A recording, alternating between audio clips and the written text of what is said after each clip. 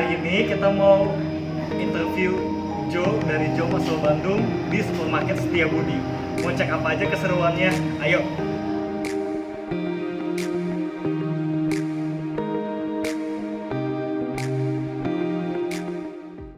Can you tell me a little about the history of Joe Muscle Bandung and the Q&A Fitness Center in Taman Koko? Right on.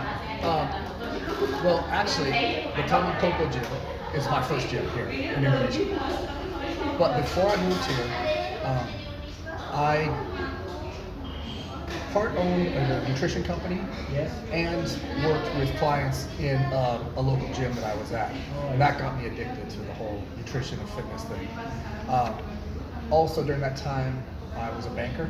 So I was definitely into finance banking, and actually I'll tell you exactly where it is. If you guys know the Sony sign, like if you turn on to Gatot Subroto, you see that big black Sony. I was right next to that. That's exactly where I was, right in that Ruko, right next to Sony. And for like literally 9 years after I left, my emblem was still on the window. But then they renovated it, they got rid of my sticker, and I'm like, oh. So there's nothing more. Now there's no more, like, they moved it. they got rid of it, yeah. I had to do something completely different if I wanted to be competitive with it. And so I decided not to compete at all. I took it to a completely different way.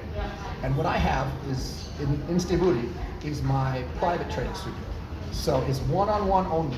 Nobody works out by themselves. They schedule a time, it's like going to school, okay? Yes. They schedule time with a coach. That coach has this program already set out. It's something that I designed for every member, and they go through. And every workout is different. It all depends on the body type, depends on, male or female, age, weight, and it's all very personalized. Now, nobody here does that. Nobody understands what I do. So I never have to worry about competition. I'm always full. I always have business because nobody can do what I do. My workouts are only 3 times a week, 30 minutes, and I get better results than any gym who works out 5 to 6 days a week.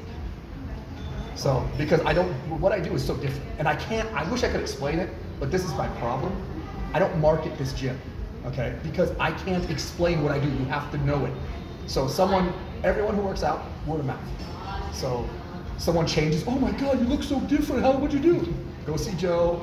Oh my God, you look so different, what'd you do? I go to someone that came all the way from Bali to train.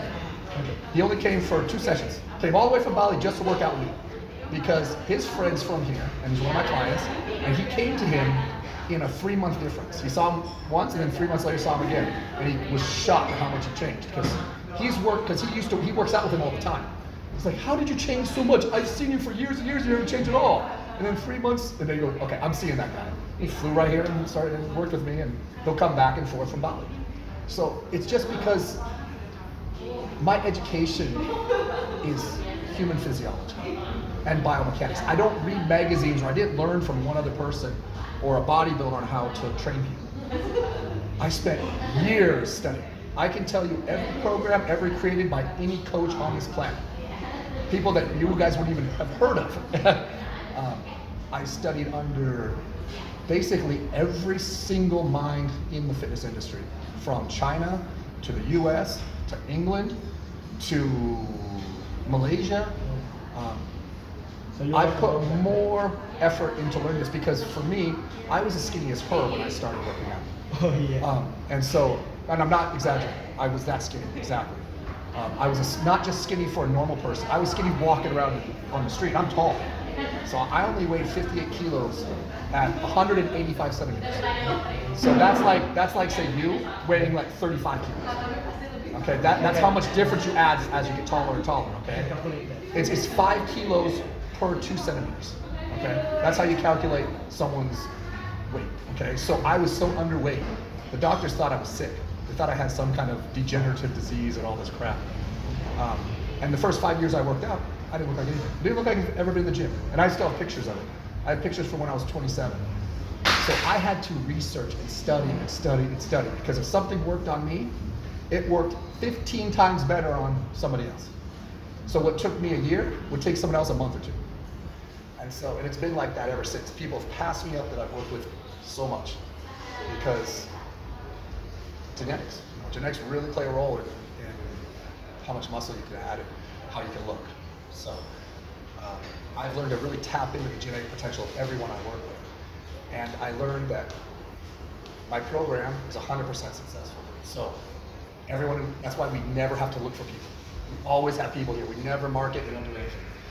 Because we can't handle, like, we have to have waiting lists sometimes because we can't handle the amount of people we have that want to work out with us.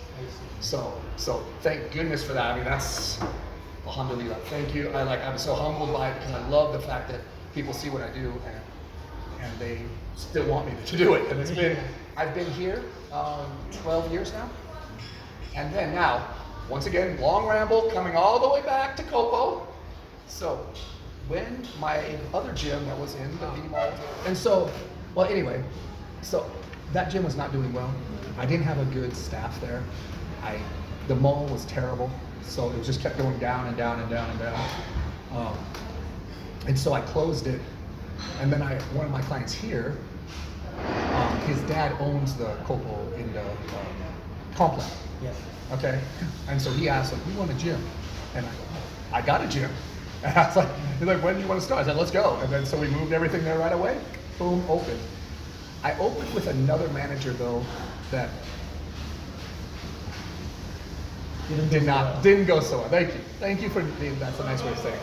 And then just like grace of God though, I found Google. Like he was awesome. I mean, you know him. How nice is he? Like, yeah, he's my so trainer. right, yeah, exactly. You know, he's nice, he's smart, and he helped keep that gym going because I don't know if it would have lasted if Google wasn't there because it's so far for me to go.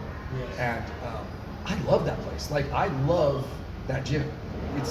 The atmosphere is awesome. The equipment is real old school and gritty, and it just kind of gets you walk in like I want to train. And also the scanner is facing on the swimming pool. Yeah, exactly.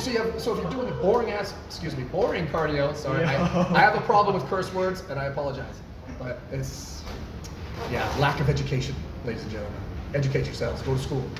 So anyway, it was such a good view. It's like perfect for boring cardio, and then everyone in there is there to work out, and everyone follows my rule, keeping the place clean, and you know it's just a great place, and it's gonna stay in business. In fact, I'm thinking about actually redoing the equipment there, so it's gonna be even nicer really soon. So, yes.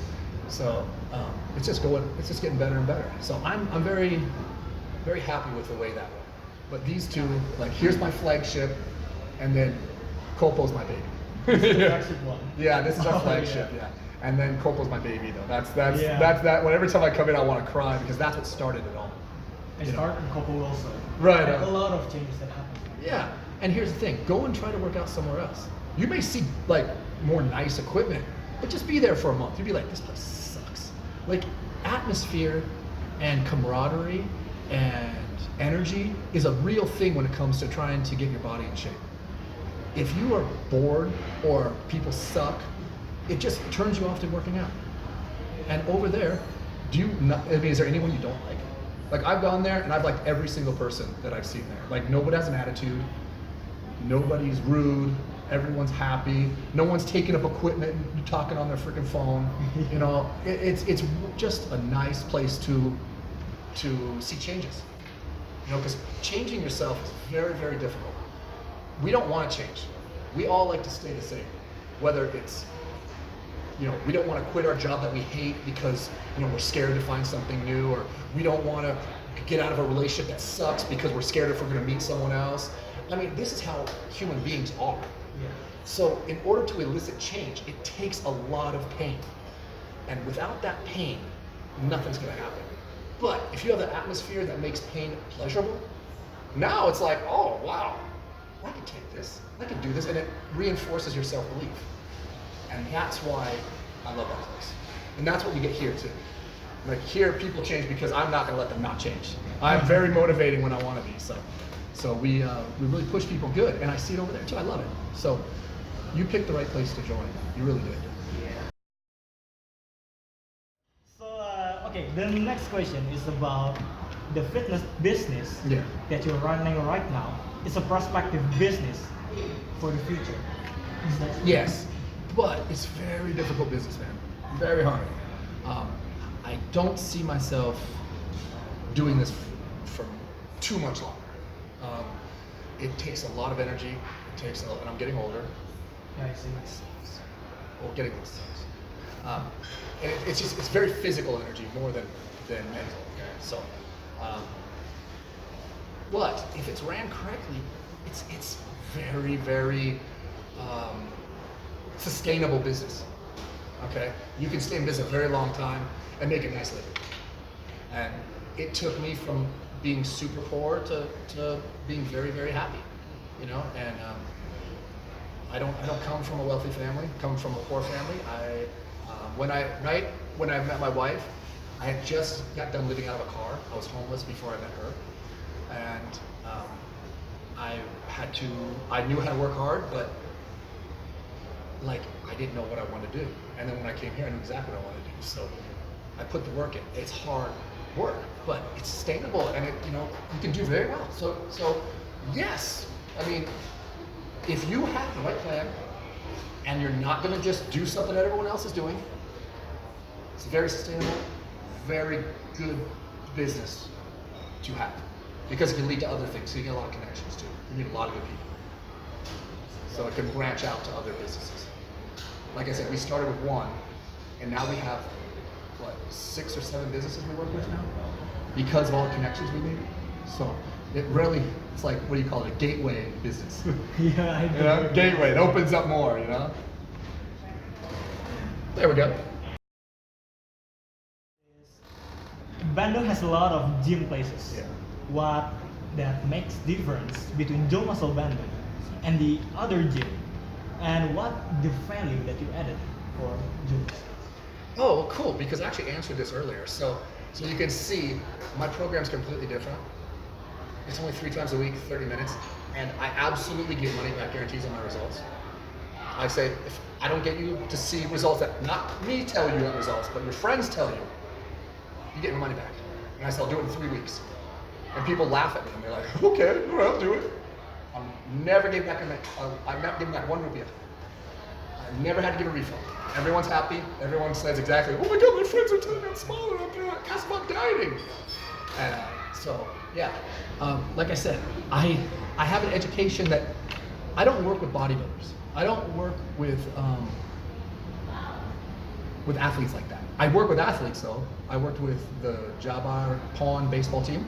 Yeah. I worked with the Jabar Pawn softball team, and they both did their absolute best in pawn ever after working with us. I work with athletes, but I don't work with bodybuilders, because a bodybuilding program is seriously 100% genetics. And the problem is they can do whatever they want and look good. And then if they have a right diet, they can get lean real easy. Well, for me, that's just so easy. It's just too easy. I want a challenge. So I only work with normal people. People who have tried to work out other places, saw no results, thought they could not change.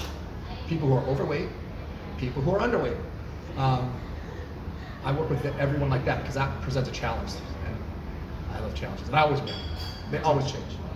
I have a laundry list of before and after pictures to prove it. But I see that. About the cardio, I really hate that. You should never do cardio. Yeah. You should never do cardio. Shouldn't even look at it. Focus on the weight. You should just be training hard, training heavy, and eating. It should be I should be seeing you eat right now. You should be just pounding some chicken and rice or steak. Every day. Yeah, just take food in. You will not get fat, so don't even worry about it. Okay.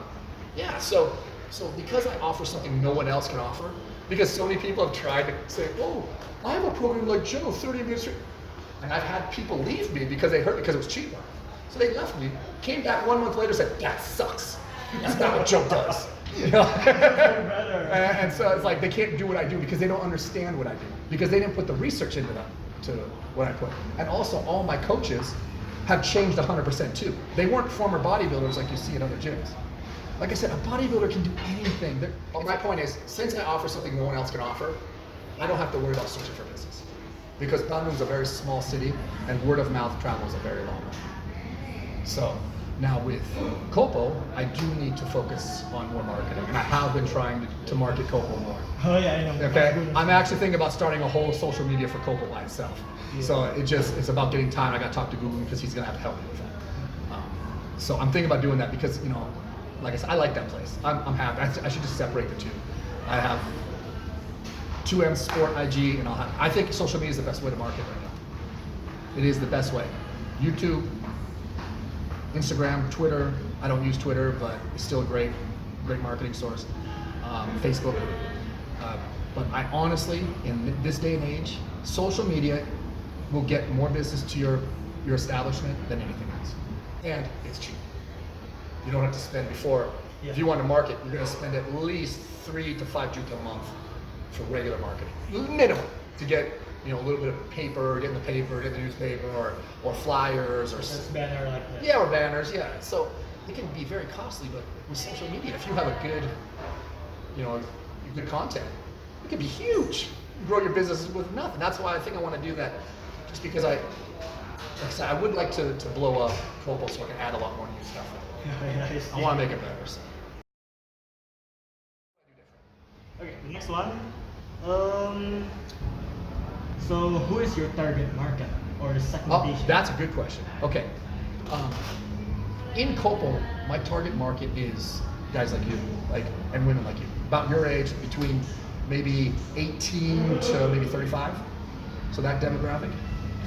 And people from all walks of life, I want in Kopo. Any person. Here, it's more specific. Here we have mostly business people, like CEOs. We have models. We because we're very expensive to work at. Okay, so our target market is people who can afford us, and so we're very exclusive here. There's a price, there's a quality. Yeah. And we have to give a certain quality to charge what we charge. So, but anyway, getting back to what we were talking about. If you want to excel in any business, especially in Bandung, you have to offer something that nobody else can. Whether if you're selling clothes, having a different look to your clothes, or different materials that no one else has, or maybe a different marketing approach, like you make something cool, like you start a trend, you have to do something else. You can't just do what everyone else does. Like this store right here is all empty. It doesn't have to. I could see this store blowing up. I like the style, but I don't like the clothes are boring. And the girl that runs it, she's a very talented girl. She sees things. She doesn't know how to put it, boom, into a line. She doesn't want to work it hard. She doesn't want to put the work in. I mean, the bottom line. So she could blow that up, but she doesn't care. So, like I said, she's just trying to do what everyone else does. It doesn't work here. Bandung, if you're trying to do what everyone else does, you better have the lowest price. Because Bandung people are fickle. They do not want to spend full price on anything. So when I first opened that gym, I invited everyone to come, all my friends from the gyms around Bandung, and everyone saw my price list and no one's going to pay this, Joe. You're going to be out of business in a month. No, Joe, this is way too, nobody, blah, blah, blah. It goes on and on and on. And they were laughing. Oh, okay. Well, that was 12 years ago. They won't talk to me anymore. They're jealous now. Because I do get what I said everything I was going to do because I knew I had something different. You don't have to discount quality. Nobody's going to the Ferrari dealership and saying, okay, can I get a discount on the Ferrari? They're going to laugh. No, don't discount this. You come to us to buy this. We're doing you a favor here. Nobody goes to Lamborghini and asks for a discount on Lamborghini. But when we go to Honda, oh yeah, we're asking for a discount. We go to Toyota, we're trying to get a discount. We're trying to get the best price possible, right? So don't let the price control the quality. Let the quality. If the quality's high enough, it will speak for itself. People won't need a discount. Okay. But if you can't do something that someone else isn't doing, you better be price conscious. Okay. You better be competitive price wise. So, little piece of advice on that. One thing I've learned here from all the years. Yeah. How does Joe promote Joe Muscle Bandung with offline ways and the online? Well, like I said, I don't promote this one, but I started promoting Coco more. Yeah. I take my content from my clown life. Yeah. I had me follow clown life. But my point is now I do have more time to market. So you will see Joe's Muscle want to market a lot more. And I will use social media only. No more flyers, no more handouts. It doesn't work. It's just a wasting. It does. It's also like littering too. I mean, it just becomes garbage. It just becomes waste. Oh, I see. So it's like, we're just kind of ruining the environment just by trying to market our business. That's so we're throwing away money and messing up the environment just for nothing. So yes, I will use social media 100%. And you know, word of mouth in Bandung works. I know a lot of people join Coco out of word of mouth. People who live around there, and how did you hear about it? From my friends and myself. Okay, word of mouth, once again. Word of mouth. So that's still in Bandung the best way to market. If I was in Jakarta, I would definitely market 100% social media from the very start. Because Jakarta's market's very different. People don't know, there's so much and it's so spread out. Jakarta's so big. You would need something to set you apart. So you would definitely, I mean, anyone who does any kind of business there lives on YouTube and IG. Literally lives on it, like especially the gyms. They are marketing maybe 20 or 30 posts a day for some of the gyms up there to try to get people to see them. So yeah, so definitely if I was Jakarta, I would have done that from the beginning. But you will see more for Coco. You will see a lot more marketing. Okay, how you organize be another coach or personal trainer workers from also Coco, since you know Coco and he is following. Yeah. Okay. See, that's one thing I need to work on. I need to make the trainers in Coco better. I want to make them better. But cool thing is, Google still calls me once in a while and says, Joe, how do I do this? How do I set that up? That I like. So, but I still would like to I still want things a little bit different there. Like I love to get my hands on the personal trainers there because it is very hard for me to teach what I do. If you see, I only have 3 other coaches. I've hired maybe over the last 10 years, maybe 20 other people, and I fired them all because they could not follow what I wanted to do. My other gym is not in existence anymore because they couldn't follow what I wanted to do. It is such a different style, and everyone here is so locked into one thing. This is what we've done. This is what we've always done. This is what we've always done. You see, for me, that's like insanity. I will never do what I've always done. I evolve. In this business, you need to evolve. So I do need to work with the coaches at Coco more. And once I have the time, I will. I will. Because if I give a little more help there, people are going to change even faster and more people are going to join. So I do need to spend more time there. But like I said, that was my public gym. I didn't do that for money. I kind of just did it more for a place for my equipment to be in the beginning. And now it's starting to be profitable. So my point is this. It's like, you're going to be in for a rude awakening if you can't work. You're just going to why not even go to school? Because it's not going to lead you to anything. 20 years ago, yeah, you get on, you get a good education, you could get on with a really good company and get a real running start. But now, because everyone goes to school, no one cares anymore. You know, I know all the people that I know who have made millions of dollars, school did nothing for them. Also my father. Okay, there you go. Yeah. See, it's just about what you're willing to do. And ask your father, what were you willing to do? He's like, I'll do anything. And that's why your father has money. Okay? So, like I said, I wasn't taught that. Both my parents are teachers. They wanted me to be a teacher. They wanted me to get my education and do it. And I have a learning disability, so I have no way of going to school. But I can read. And I read a lot. I just can't. Maybe it's directions. I can't follow directions. I can't take tests. I don't know what my problem is. People I went and saw, the counselors or whatever, said I'm dyslexic, but I don't. If I was dyslexic, why can I read so well? I don't know. They just said you have Dyslexia. Yeah. It's moving words. Yeah, but that's not my problem. So I don't know what they're trying to say. But my ability to memorize things is very low. I have to learn something. I can't memorize anything. That's why I'm so bad with names. I can, to be honest, I already forgot your names. I have to read your names, and once I read it, I learn it. But I can't memorize anything. It's just a problem I've always had. So I couldn't take tests. I couldn't do papers because I couldn't understand how to research doing the bibliography and doing all that. I didn't know how to do that. No clue. So I did terrible in school. The only thing I did well in was math, and I hated it. So I always felt stupid. So yeah. Oh no, I love math. I love math. I just hated school. I hate all of school. I just it wasn't for me. So I dropped out. But I knew if I found something I loved, and I gave it everything. There's no way you can fail, and I love this. So, like right now, I'm like working on like, what am I gonna do after this? This is gonna suck. Like, what do I do? You know, I want it. Like, this is all I know. So, I invest a lot just to make sure, like, so I don't have to do anything, I guess, because I don't think I'll ever release my gyms, but just maybe I won't work there. Like maybe I'll hold on to my gyms for as long as I can, and then I just won't work. I'll just oversee.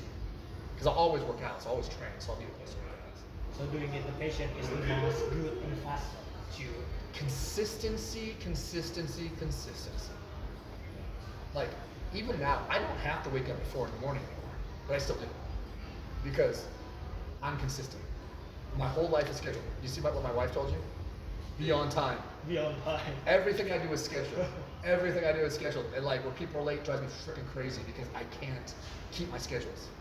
And I love when people are early because I always give myself extra time to do everything.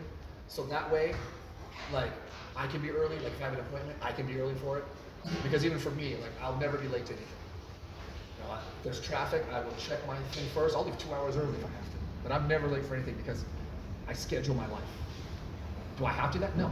But I know it helps me get where I want to go. So consistency is number one. On the last one. Last one, let's get it, yeah. Okay. I'm sorry guys, this is my fault this is going long.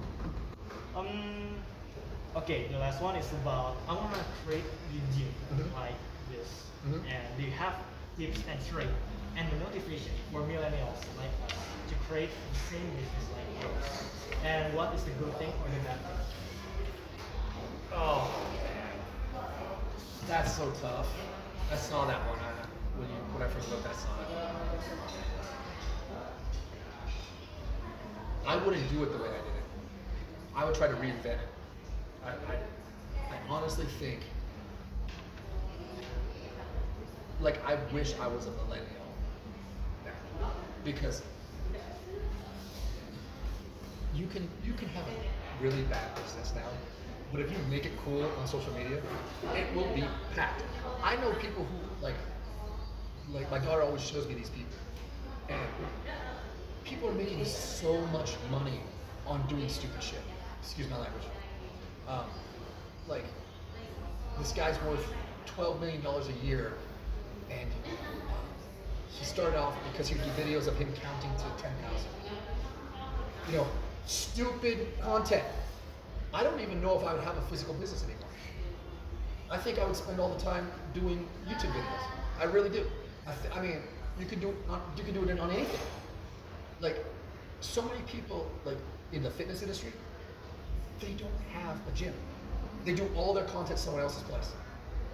It's good for them because it markets their place, and these people are making a ton of money. So I don't know if I would even recommend it unless your goal was to give yourself a place that everyone could do social media from. That would probably be my next thing, because I really do. I have another business idea that I want to do in Bali, and I know it would blow up, but it would be around social media, 100%. So if I was a millennial, I would take all this knowledge of all you guys, that you guys understand this stuff.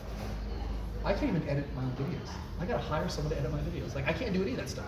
I don't know any of this stuff. Like I'm stupid. I feel dumb. Like even my 13-year-old daughter to edit my videos sometimes because I don't like everyone knows how to do this stuff. You guys are so far advanced than us adults, like us Generation Xers, that you guys can create content that you understand what other people want. You see, if I was you and I wanted to open a business, I would make sure that my business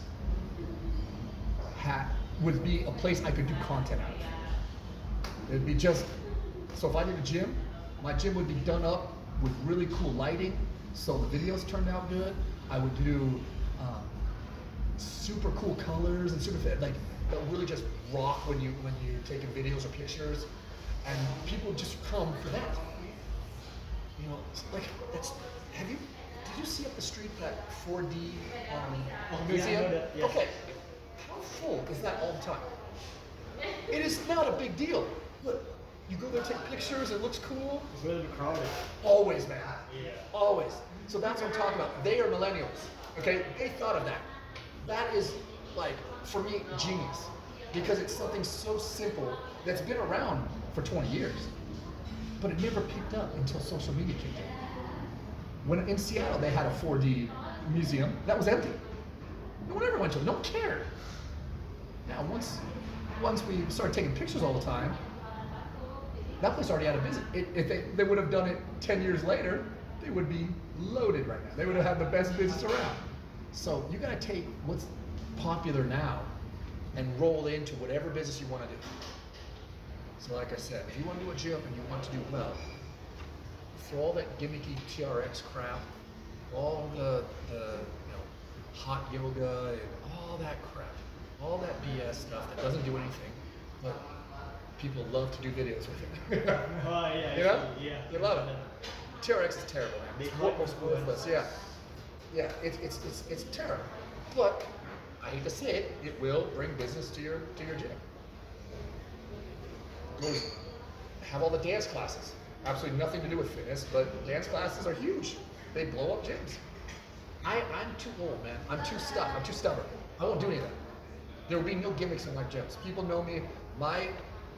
People who know me know that I don't lie. That everything I do, when I say I'm gonna do something, I do it. I'm very stubborn. I know it works, and I'm not gonna put anything that I don't believe works in my gyms. Now, has that cost me some business? Yes. It cost me a lot of business, I think. I could have sold the fact that I'm a bule in Bandung. I could have. I didn't want to do that. That was dishonest. I wanted to be accepted here. I could have taken a job I was overpaid at. You know, I could have worked for another gym and not making the money I make now, but made more money than I made when I started for sure. I made one juta a month for 2 years. I made, basically maid's wages. But I just wouldn't quit.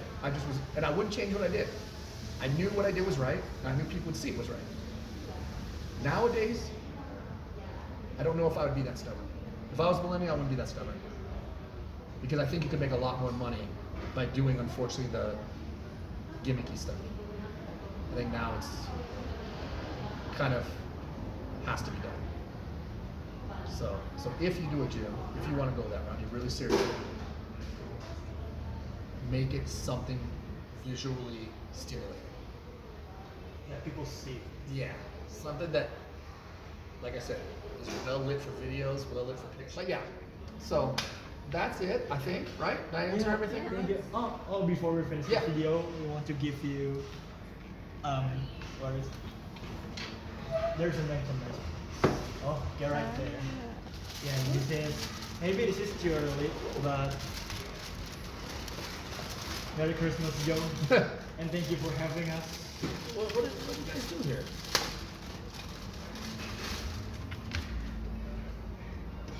What you guys do here? It's a little bit of a nice for us. Oh, dude, I love coffee cups. Thank you. Oh man, I love coffee cups. I collect them. Also. Oh, I collect them. Yeah, sweet, man. Follow me your Insta story. Oh, you always see me the cups. Yeah. Of Joe. Yeah, exactly. I love coffee cups, man. I have so many. Yeah. More? Yeah. What? You guys don't have to do anything.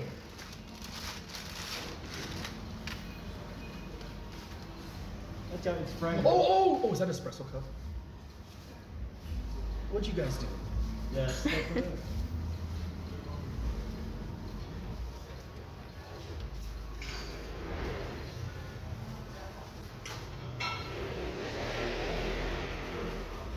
Espresso cup. That's dope.